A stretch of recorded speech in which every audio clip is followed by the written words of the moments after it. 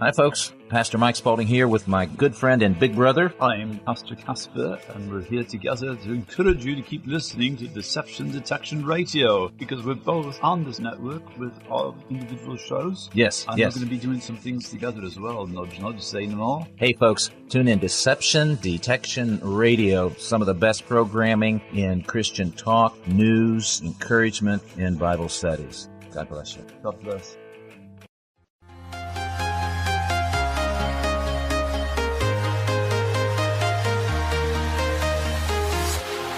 Walking alone, the streets are empty. The only thing I can see is my own silhouette. I'm getting stronger, step by step. The clock is ticking, but there's no time for me. I've been flying from town to town, from London to Taiwan. I've been all around the globe trying to protect your soul. We are heroes tonight. We will fly above the Welcome sky. to Shield of the Sun with Michael Hur. Heroes tonight. Hello there. We're going to be discussing one of the most interesting figures in the Bible, a man known as Lot. The history of Lot is rather interesting. Lot is believed to be the blood relative of Abraham and the adopted brother of Abraham. Lot's father was believed to be a man who was executed back in the land of Ur in Chandela by an individual named Nimrod. And this brought Abraham into a trial and brought Abraham out into his sojourn to go into a strange land, into the land of promise, to inhabit this land as a representative and priest of God. So Lot comes from a very interesting family. His family were fire worshippers before they decided to revert back to the faith from the beginning, which was through the faith that Abraham displayed, and wherein his brother as well, and Lot as well. When Lot's father died, that is when Abraham took him into his clan and made Lot his brother. So what's so very interesting about Lot's life is what we have in the book of 2 Peter. And the book of 2 Peter is rather interesting because in the book of 2 Peter, in chapter 2, Peter gives a lot of examples of what the end of days would be like. And these are examples that Peter sets forth from events that happened in the past, which is rather interesting. Peter is connecting events from the past to the events going on in our day that would be very prevalent. So this is why he starts to talk about certain individuals. So in the book of 2 Peter, when we go into chapter 2, we're going to go into verse 6. And there we read, "And turning the cities of Sodom and Gomorrah into ashes, condemned them with an overthrow, making them an example unto those that after should live ungodly. And delivered just Lot, vexed with the filthy conversation of the wicked. For that righteous man dwelling among them, and seeing and hearing, vexed his righteous soul from day to day with their unlawful deeds." Now, what is it to be vexed? Because that's an interesting word Peter uses. Now, vexed is actually a terminology to hence someone who has a lot of darkness, someone who has a lot of depression, someone who has a lot of anger, someone who has a lot of confusing emotions, negative emotions, emotions that are very in turmoil. So vix is to say someone with a hard and complex personality. But how did Lot get this form of PTSD, if you will? How did Lot become this way? Now, it's rather very interesting indeed because Peter does give an answer for it. Peter is saying that Lot was actually a righteous man, meaning he was a faithful man, and he was a man who sought to live his life day by day in the faith of God. But you see, Lot had a little problem. Lot was living in a place where sin was so prevalent, was so horrible, was so put over, that it started to affect his own spirit. Lot was tempted with a lot of demons. Lot was tormented with a lot of demons. And these demons would vex him. To be vexed is to be argumentative. It's to be combative. It's to be in emotional confusion, to have a lot of emotional problems and things of the sort. And this type of problem was happening due to the fact Lot was seeing and hearing horrible things each and every day. Each and every day while he was in Sodom and Gomorrah, or particularly while he was living in Sodom. So first, let's talk a little bit about how Lot ends up there. So when we go into Genesis, we find out in Genesis chapter 13, and we start from verse 6. And the land was not able to bear them, that they might dwell together, for their substance was great, so that they could not dwell together. And there was a strife between the herdsmen of Abram's cattle and the herdsmen of Lot's cattle. And the Canaanite and the Perizzite dwelt then in the land. And Abram said unto Lot, Let there be no strife, I pray thee, between me and thee, and between my herdsmen and thy herdsmen, for we be brethren. Is not the whole land before thee? Separate thyself, I pray thee, from me. If thou wilt take the left hand, then I will go to the right. Or if thou depart to the right hand, then I will go to the left. And Lot lifted up his eyes and beheld all the plain of Jordan, that it was well watered everywhere before the Lord destroyed Sodom and Gomorrah, even as the garden of the Lord, like the land of Egypt, as thou comest unto Zohar. Then Lot chose him all the plain of Jordan, and Lot journeyed east, and they separated themselves the one from the other. And Abram dwelt in the land of Canaan, and Lot dwelt in the cities of the plain, and pitched his tent towards Sodom. But the men of Sodom were wicked, sinners, before the Lord exceedingly. So what occurred there? So how Lot ended up where he was at took place like this. Lot first was traveling with Abraham, and they come to these plains out in Canaan. But the problem is that the land space and the regions in Canaan couldn't fit both groups. Lot's group was growing just as much as Abraham's was, and they were equally prospering. So what took place was the herdsmen started fighting over the lands and the pastures for their animals. Now back then, when shepherds fought, it was pretty brutal. You know, it would involve with even bloodshed as well. So it was a pretty horrible situation. Abram did not want any violence or any continuation of violence. So what had took place was Abram decided to selflessly offer Lot first choice of the other lands that were out a little bit outside of Canaan. So the plains is to say the open lands where the cities and the kingdoms haven't cultivated anything. And many times they can get permission from the kingdoms to live on those plains. So Lot, probably not thinking too much about what he was about to do or the choice he was going to make, decided to look out on the plains of Jordan, which were actually territorially controlled by Sodom and Gomorrah. And he saw that they basically were very healthy lands. These lands were compared to the garden of the Lord, which is to say they were very fruitful. They had trees, grass, everything you can imagine was there. For your animals, for yourselves, for your children, it was all for the taking. So Lot can see that this is a land that he wants to dwell in because he has everything at the ready. However, there was a little problem. You see, the cities that Lot was going to be living near was basically Sodom and Gomorrah, and the people there were sinning exceedingly before the Lord, meaning they were more horrible than people can even imagine. Now, a lot of you probably associate Sodom with the sin of homosexuality, but it wasn't just homosexuality that made Sodom wicked, even though homosexuality is a wicked sin before God. It was a lot more than that. So we're going to talk a little bit about that as well. But first, let's get into some interesting things.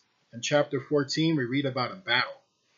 And it was a confederation of kings that took on a confederation of governments that actually were ruled by giants.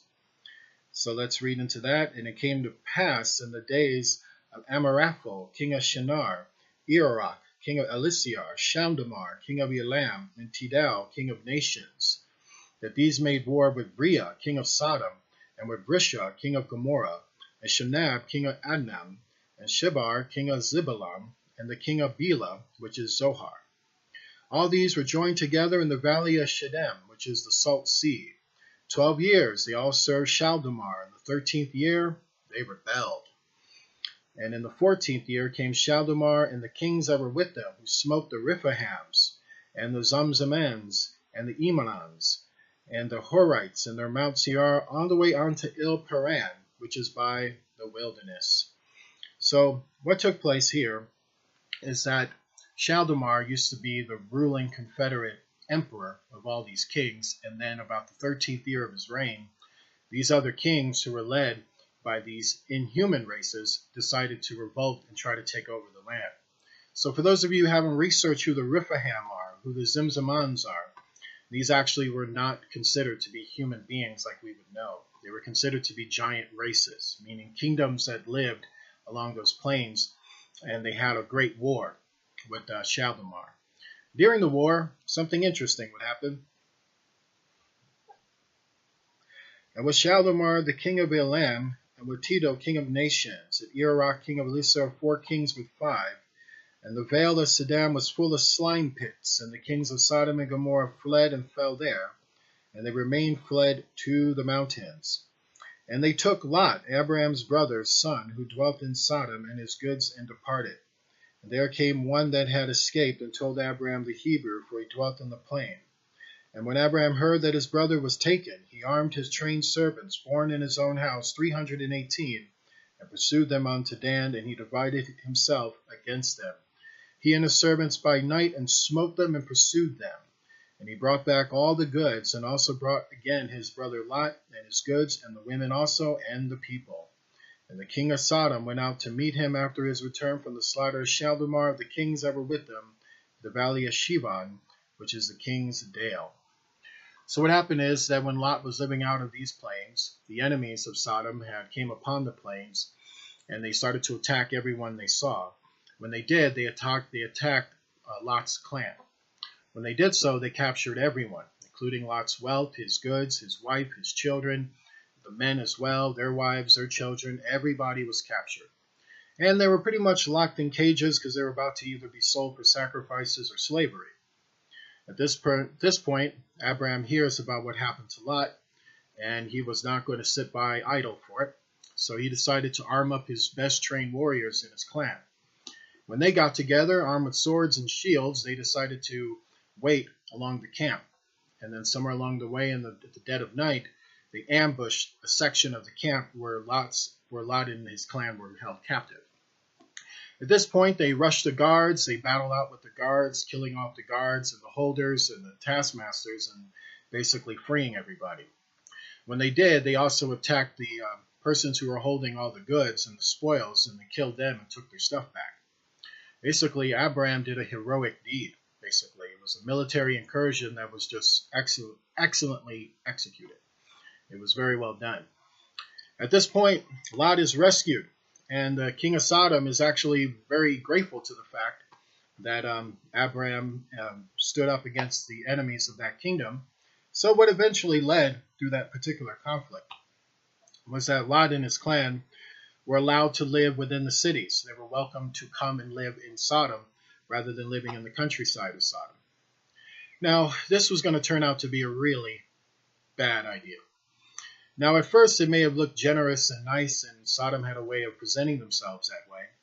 But once they had you in their home, once they had you in their net, once you were taken in, this is where bad things start to happen. So what was Sodom particularly known for? What made it so wicked that the stink of it reached up to heaven, and God just had enough? And the sins of Sodom and its comparisons to the end of days. So we have to understand what was really Sodom like. What was the government like? You may not know this, but Sodom actually had politics similar to what we have today. They had something that you would call liberalism, and they even had something that you would even call conservatism. But what's interesting about this left-right paradigm is that back in Sodom, the truth about politicians and their leaders was very clear to everyone. Politicians were seen as power-hungry. They were seen as being intelligent, but childlike in their thinking. They were seen as being very greedy, very uncaring about the people. They would often overtax people. Much of their building and their technology and their resources was built up from Egypt. Learning many things from Egypt, they came to the Jordan Plains and built a similar kingdom there. So Sodom was considered an advanced city. The slime pits that you just read about were believed to be pits that were able to induce fuel to various inventions and things that were seen within Sodom. So Sodom was a noted city for corruption. It was a noted city for adultery, divorce rates, scribes, and things of this sort. Now, Sodom was a city that legalized incest, meaning they encouraged brothers to marry their sisters and things of that sort. And Sodom was a city that encouraged and over-endorsed homosexual practices and fornication practices of all kinds, meaning not just that in terms of incest, but homosexuality was put over, and a goddess doctrine was applied to it. And the goddess doctrine entailed that you could take advantage of other people if other people were deemed not as smart as you, not as educated as you, or not as inclined as you. And this education, this inclination, was based on the favoritism system that Sodom and Gomorrah had, meaning they had a list of families and their descendants that they would always take care of, meaning they would teach them that they were special and all this other garbage. And then they would deny the education and deny jobs and opportunities for those outside those families in order to force them to work harder, which would force them to work under the whip or the lineage or under the tutelage of the people that were favored by the Sodom government. To be favored by the Sodom government, you had to be willing to allow your child to be used by pedophiles and things of the sort. You had to be willing to sell your children out, sell your morals out, sell your own physiology out. You had to be willing to also accept demonic worship. Sodom was not interested in the faith from the beginning. It was basically it was a kingdom that adhered to goddess doctrines, and these goddess doctrines were dictated by the fallen angels. The fallen angels had control over this city, and they basically used the rulers to enforce their policies upon the people. Now, Sodom also had a high degree of murder and gangs and violence that took place as well. Many regions were afflicted by a homicide rate. Many regions were inflicted by various crimes, ranging from robbery to armed robbery to homicide, strange murders, murders for profit, revenge murders, jealousy murders, murders out of envy. It was a very covetous type of nation, meaning people coveted what they had. People envied what other people had. They envied looks, they envied materials, they envied clothes, they envied fashion. And they used to overemphasize materialistic objects over reality. Sodom was a city that was inflicted with a lot of fantasy, a lot of imaginations that were entailed a lot of evil, macho pride, and feminist desires that would incline to the destruction of the family image, basically what God laid down between man, woman, children, house, marriage, life of your own, things of this sort. Sodom would control those aspects, and they used a lot of propaganda and a lot of brainwashing tactics, usually theater, entertainment, and music, in order to teach people their doctrine, their government, and their vision for the world. Sodom even one time had a prophecy that the whole world would become Sodom. So this is a city that was filled with a lot of wickedness. It wasn't just homosexuality. There was child abuse, there was human trafficking, there was corruption, there was greed within the system. The politicians were dominating and being dictators over the people while telling the people that they were being fair and generous. They called things that were evil good, they called things that were good evil. So what did Lot see every day? Well, what Lot had to see every day was his entire clan being influenced by the government and the people of Sodom. Therefore, Lot used to have a faithful, righteous wife. But guess what happened to her? She became corrupted by Sodomites and became a bisexual. He had children, particularly 2 daughters. But these 2 daughters didn't want to marry within Lot's clan. They wanted to marry Sodomite men who were bisexual, greedy, and possessed. In fact, many of Lot's clan started to fall away. Instead of listening to Lot, they started listening to the government officials of Sodom and started selling out their own people.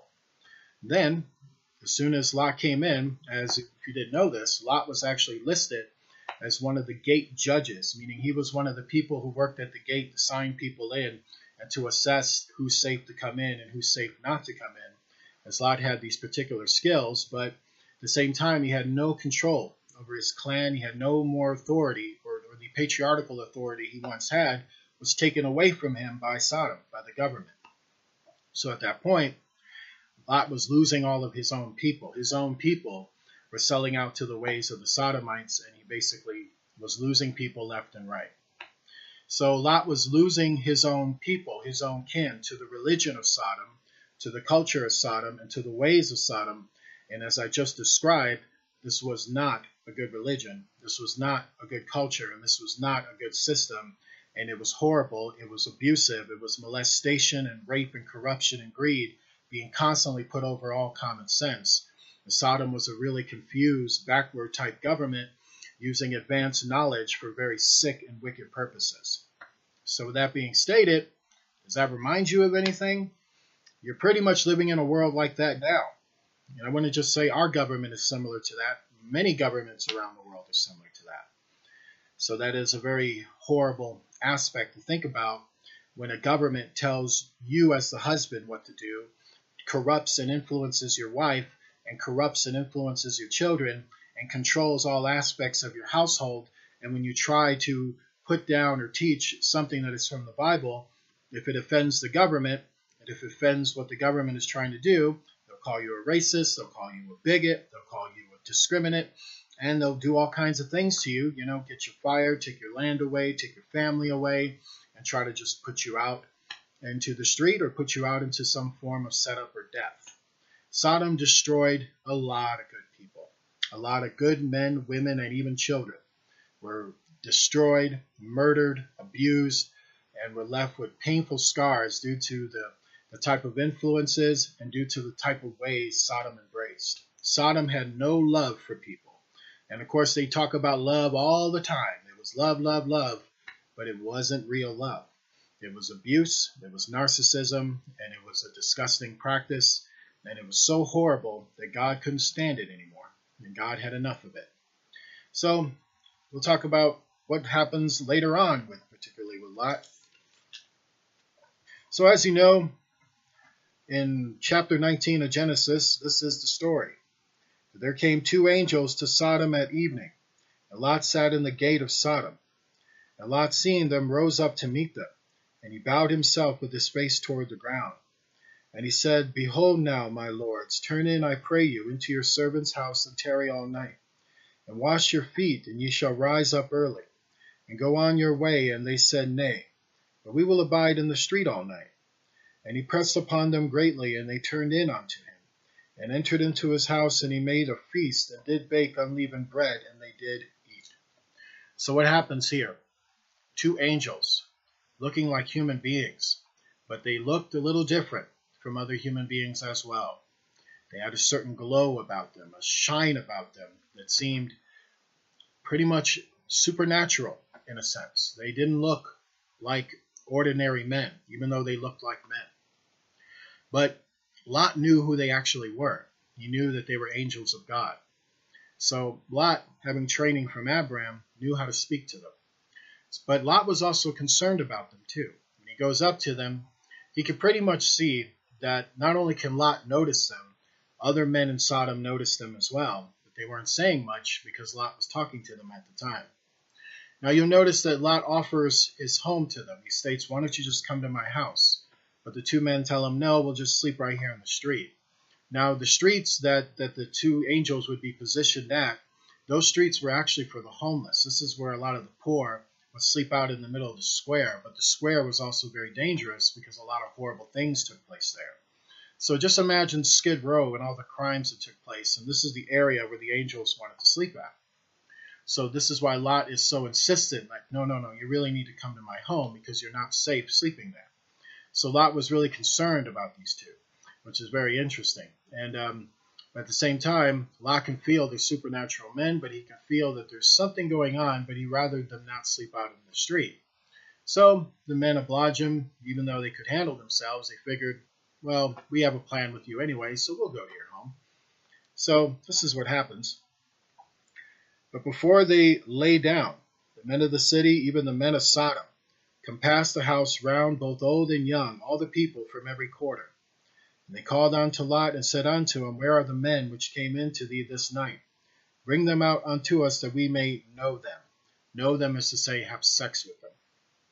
And Lot went out at the door unto them, and shut the door after him, and said, I pray you, brethren, do not so wickedly.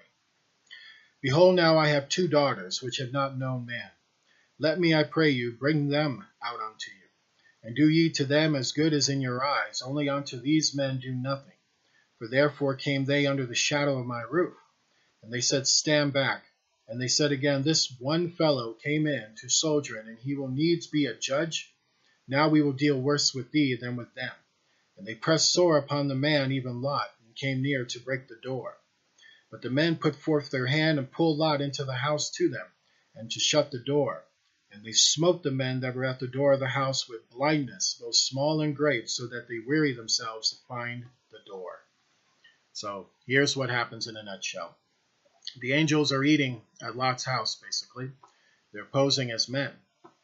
And as this is going on, an entire crowd of men from Sodom, old and young men, by the way, old men, young men, come rushing toward Lot's house, and they're banging on the door.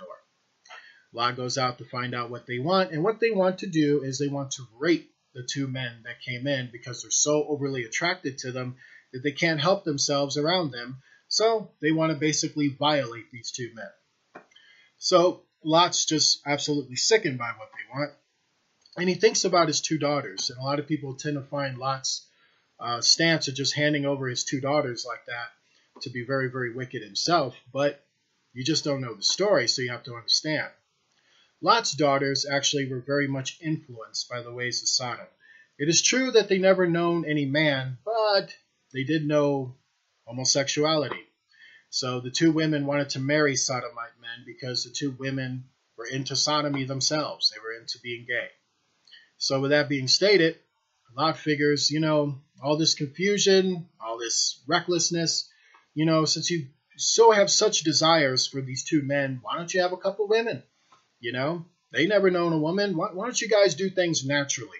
Here's a couple women. Be natural about this. You're animals anyway, so you may as well have some women. This is how vexed Lot is. This is where his thinking is at. He's so frustrated. He's so just had enough that he just figures, here, look, maybe this will help you. So, of course, they pretty much know where Lot's coming from, so they get real mad at him because they basically conceive that Lot is judging them for being gay and wanting men and not women. So they basically tell Lot, we left you alone, but not this time. After we're done raping these two, we're going to rape you even worse. But the angels had enough.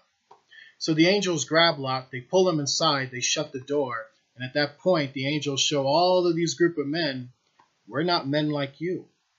At this point, they enact supernatural power, and they take the sight from all of these men. They make them go blind.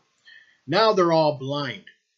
And they're walking around trying to find the house. They're trying to find a post. They're trying to find their way around. They can't see anything. That's probably one of the worst things you can do to a fornicator. Take away their sight. Blind them. Therefore, what they desire, they cannot see.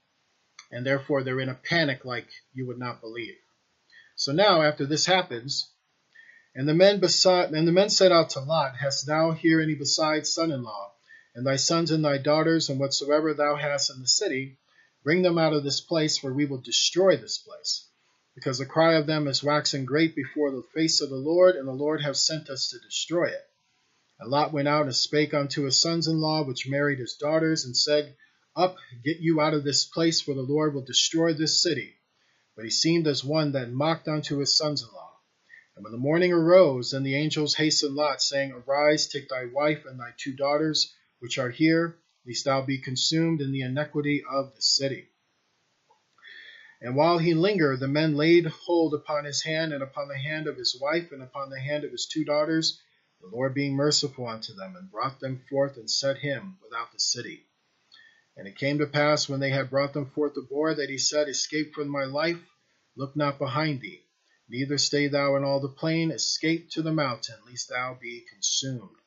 And Lot said unto them, O not so, my Lord. Behold, now thy servant hath found grace in thy sight, and thou hast magnified thy mercy, which thou hast showed unto me in saving my life, and I cannot escape to the mountain, lest some evil take me and I die. Behold, now this city is near to flee unto, it is a little one. Let me escape. It is not a little one, and shall my life live? Is it not a little one, and shall my soul live? And he said unto him, See, I have accepted thee concerning this thing also, that I will not overthrow this city, for the which thou hast spoken. Haste they escape hither, for I cannot do anything till thou be come hither. Therefore the name of the city was called Zohar. The sun was risen upon the earth when Lot entered into Zohar. So what happens is, the angels tell Lot, look, we're angels of God. We're going to destroy Sodom. We're going to destroy all the cities in the plain as well. So Lot tries to argue with them because he feels like there's some people worth saving. He does try to save the two men that were promised to his daughters, but basically, imagine going into any normal American city, going into a bar, and you have firsthand knowledge that the United States is going to be destroyed by the morning. And you basically go into a bar or a theater, wherever you're going, and you're telling people, this country is about to be annihilated by God. You probably will know the reaction, right? People are going to laugh at you. They're not going to believe you. They're going to think there's something wrong with you. They're not going to accept that at all, basically.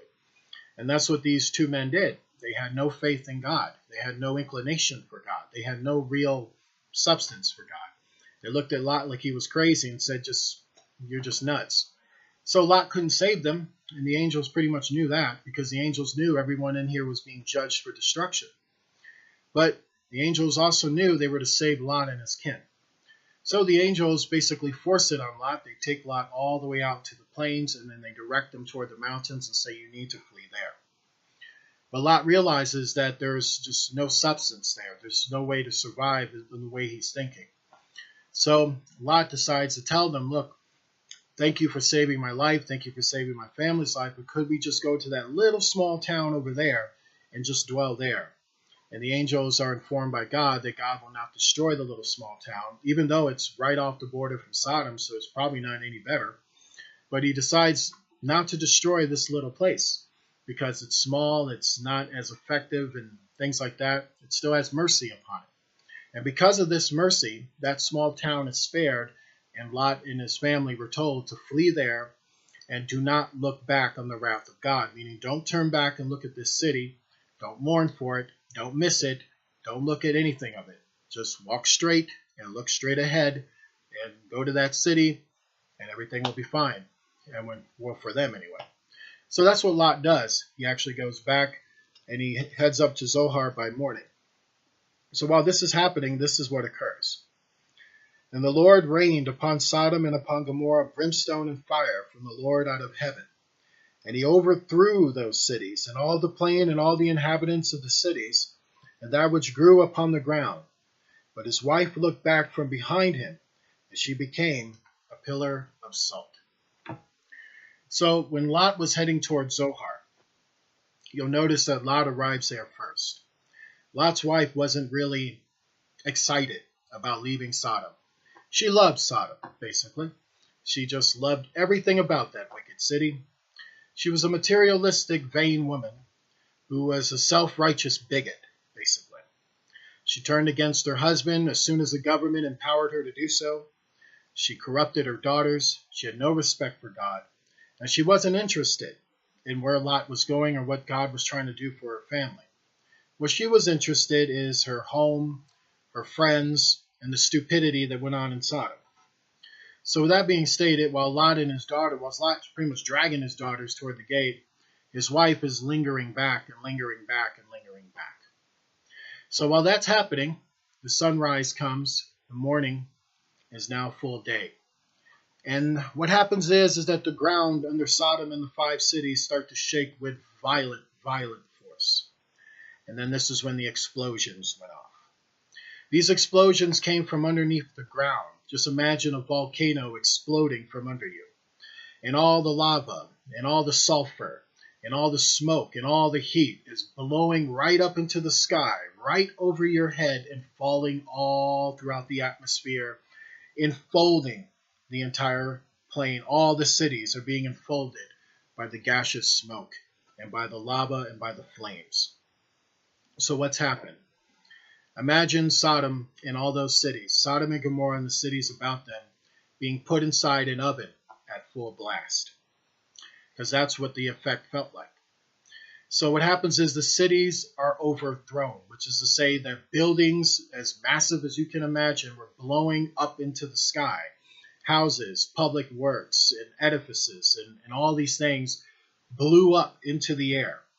And the materials and the buildings that were not blown into the air, they were being engulfed by the ash and the sulfur. And what was happening is that most of the city is being petrified and cooked, while many of the buildings have been blown up into the air and are falling back down upon the plain. When that's happening, what you have are also massive lava rocks also being fired up into the air, and they're landing back right upon the plain, right along the people, or on top of the people, near the people. So what you have is fire, brimstone, and sulfur all falling down and enrapturing the entire area. So what happens is, or what it feels like for a person who's caught in the middle of that, is that their entire insides are being cooked from the inside out, meaning they're being cooked alive, basically. And not only cooked alive, but they're being petrified within the smoke and the heat as well. Basically, they're being cooked, like the way you would take a fresh turkey, basically, put it inside the oven, and when it comes out, it's burnt, it's crisp, because it's been cooked from the inside out. That's what God did to the people of Sodom and Gomorrah and the surrounding cities. He cooked them alive, is what he did. And this is how he destroyed Sodom and Gomorrah, in a brutal way. Being cooked alive for every sin, being destroyed, and watching their whole government being overturned and scattered and shattered right before their eyes. It was one of the most horrific sights to ever see. To see it, it truly felt like the entire world was about to come to an end, because it definitely was the end of their world.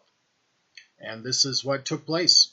Now, what happens while this destruction is going on, Lot's wife, basically, who's lingering back, decides to turn around when she hears the explosions going off, as she looks upon the city of Sodom and Gomorrah. Particularly, she looks upon Sodom. While she's excuse me. While she's looking, she's basically mourning it. She's missing it. She's basically like, oh my God, look at what's happening. She's basically offending God, because God, who is righteous all the time, who's never sinned and is perfect, the omniscient, omnipresent one, has decided to deliver this wrath, spare her life because of who her husband is. But she didn't appreciate her husband. She didn't appreciate God. She just wanted a sinful city because the city petted her and treated her like a nice little puppy. So with that being stated, she was turned into a pillar of salt. So what does that mean? It means she was transformed and had a very painful death, meaning she was stretched and pulled like a pillar, basically.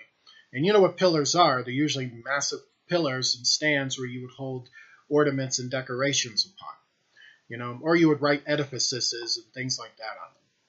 Basically a pillar, like similar to a pillar for a building. That kind of thing.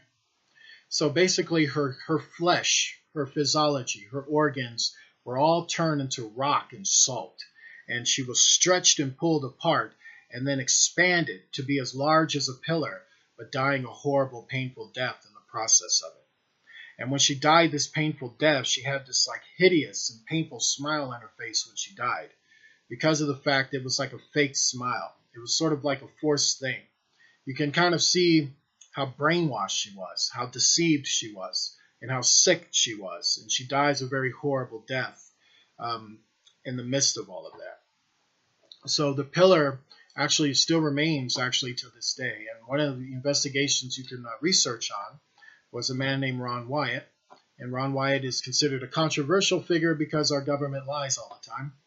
But if you want to really look at the base of his work, his works, and also the works of Lieutenant Lynch, who actually came to that place 100 years before Ron Wyatt. So these are two men that you want to look into their works, because they basically discovered the ruins of Sodom and Gomorrah, and they basically even discovered the pillar of Lot's, or the pillar called Lot's wife. So with that being stated, these were the days of Lot. This was the end of an empire that sought to defy all natural order, sought to defy the living God himself, sought to persecute, molest, and rape God's children, and paid the ultimate price for doing so. With that being stated, let's bow our heads in prayer. Lord Jesus Christ, I pray, Lord, to please deliver us from all wickedness of Egyptian idolatry and Sodomitic idolatry. Deliver us, Father God Almighty, from lying occult groups and lying fraternities and secret societies. Deliver us from adultery, from jealousy and envy and covetous behavior. Deliver us, Father God Almighty, from those who would try to harm husbands and wives and their children. Deliver us, Father God Almighty, from greed, from selfishness, from molestation. Deliver us from propaganda and lies. Deliver us, Father God Almighty, from lying institutions, lying teachers, and from those who would use government authority to abuse and harm other families. Deliver us, Father God Almighty, from the wickedness of these sins, and heal us of the vexation of the people all across the world. In Jesus Christ's name, amen. Please donate to Shield of the Sun Ministries. Here you can go to www.gofundme.com. And when you go to www.gofundme.com, you will specifically find a page called Michael Hur Books and Education. Please donate there, as this ministry is really in need of you. And I want to say God bless you to all, and I will see you next video. From London to Taiwan, I've been all around the globe trying to protect your soul.